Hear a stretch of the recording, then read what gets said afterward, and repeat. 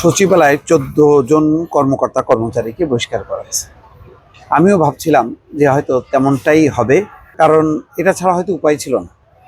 সচিবালয় হলো প্রশাসনের কেন্দ্রবিন্দু। সেই কেন্দ্রবিন্দুটা যদি নিরাপদ না থাকে, অর্থ উপদেষ্টা সালাউদ্দিন আহমেদকে 6 ঘন্টা অবরুদ্ধ থাকতে হয়েছে সচিবালয় ভাতা দেওয়ার জন্য।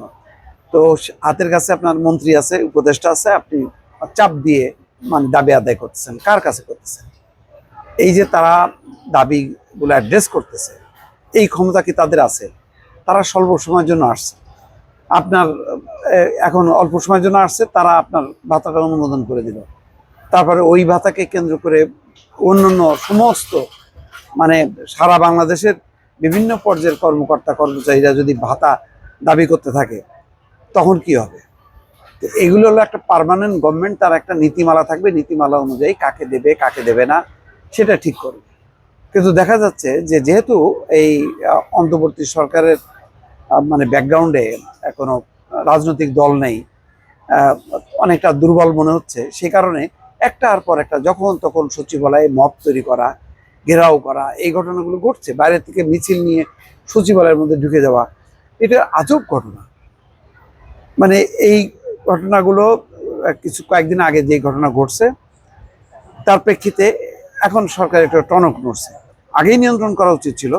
এখানে ওই কর্মকর্তা কর্মচারী সংযুক্ত পরিষদের সভাপতি বদিউল কবির, সহসভাপতি শাহিন গোলাম রাব্বানী, নজরুল ইসলামও আছে, অন্যরাও আছে। ভাতার দাবিতে 10ই ডিসেম্বর প্রায় 6 ঘন্টা সচিবালয় দপ্তরে অর্থ উপদেষ্টা সালাউদ্দিন আহমেদকে অবরুদ্ধ করে রাখে এইসব কর্মচারীরা। তারপরে তাদেরকে আটক করা হয়, পরের দিন ফের আন্দোলনের নামলে তারপর হলো এই পরিস্থিতি। এইটা আসলে আমি বারবার বলছি যে ইন্টারিম গভর্নমেন্ট, তত্ত্বাবধায়ক সরকার লম্বা সময় থাকা উচিত না। এবং লম্বা সময় একটা দেশে থাকা এটা দেশের একটা বদনাম, যে একটা দেশ শাসনতান্ত্রিক পথে চলতে পারে না, গণতান্ত্রিক বিধি ব্যবস্থায় ফিরতে পারে না, তাদের ফিরতে যে 1-2 বছর 1.5 বছর লাগে, এটা কোনো দেশ সহ্য করবে না। এবং পরিস্থিতিটা একেবারে খুবই নাজুক অবস্থার দিকে চলে গেছে।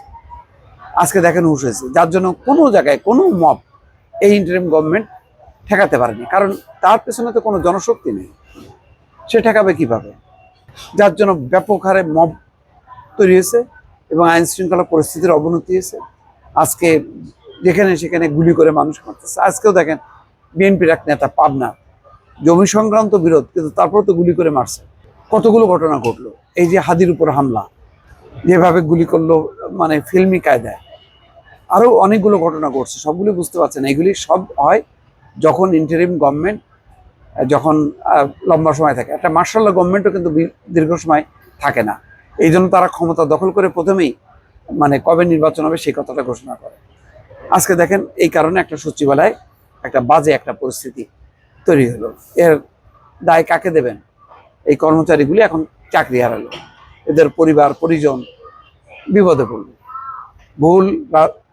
ভুল সিদ্ধান্ত এবং সরকারের এই লম্বা সময় থাকার এই টানাপোড়েনে এই পরিস্থিতি তৈরি হয়েছে।